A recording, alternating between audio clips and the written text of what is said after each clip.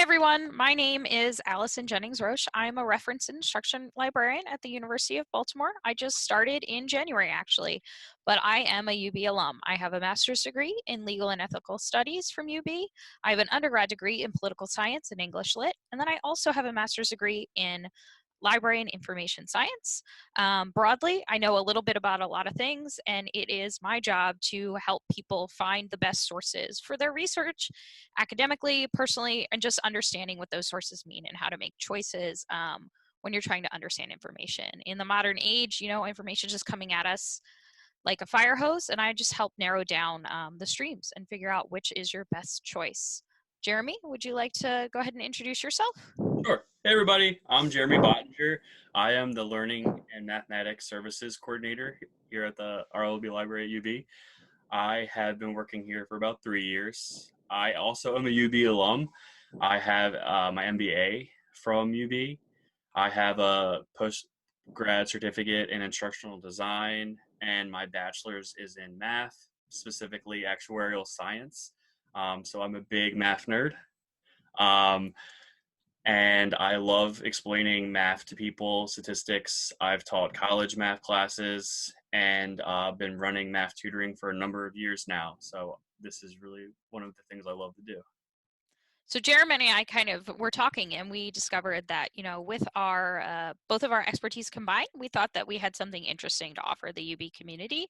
We imagined with, my information literacy experience and research skills plus his math skills, we'd really be able to help break down some of these some of the the vast amount of information coming at us based on the coronavirus.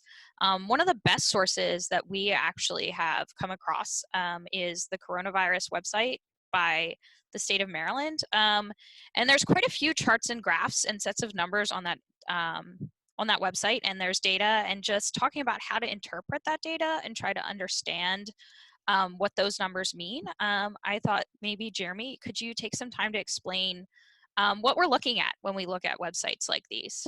Sure. So this is a very easy website to get to. It's coronavirus.maryland.gov. It's provided by Maryland government. But there's a lot of different graphics. So when you see it defaults to your total cases by day graphic here on the left, that we also can see the map of Maryland, which provides us with the number of cases by county right here on the right. And then we have some other numbers down here at the bottom. So we can look at this first graph over here. It's the total cases over time by day. So if you hover over a date, it gives you the total cases by that date. But then if you look at the bottom, it gives you the 24-hour change. So these things provide us with different information. Like the number is going to keep going up each day of the total number infected. But like we can look down here and it paints a different picture of the 24-hour change. Like, is that going to keep rising every day? Like the difference between on 4/2 was 427, and then the most recent one was 326 or 367. So it's too short term to tell like what that means, but you can monitor this and make some assumptions based off of that.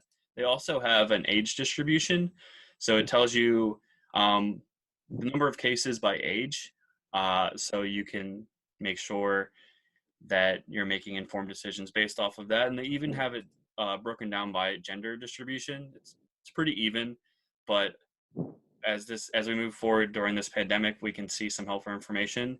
They also have information about testing here, so the number of negative test results, which they update every day at 10 a.m.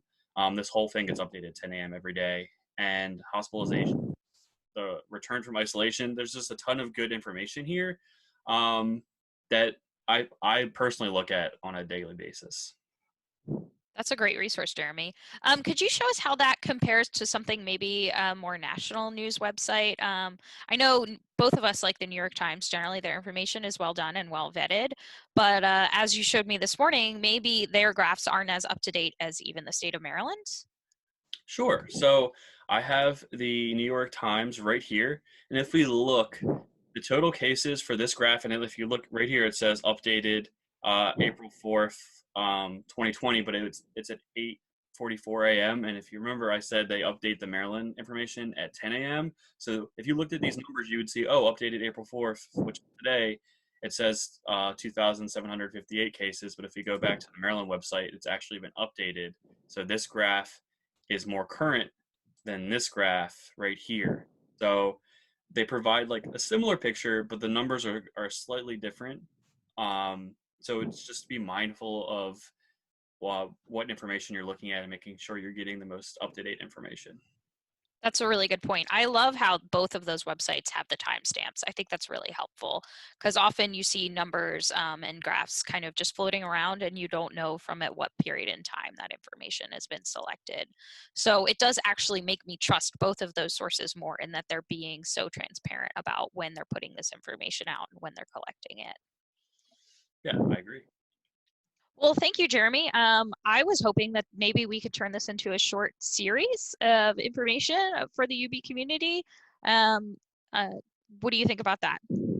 I think that's a great idea. I think we have a lot of information to share between the two of us. We have a lot of great expertise. Um, so stay tuned to see what else we get into. All right. Thank you so much. Bye, everybody.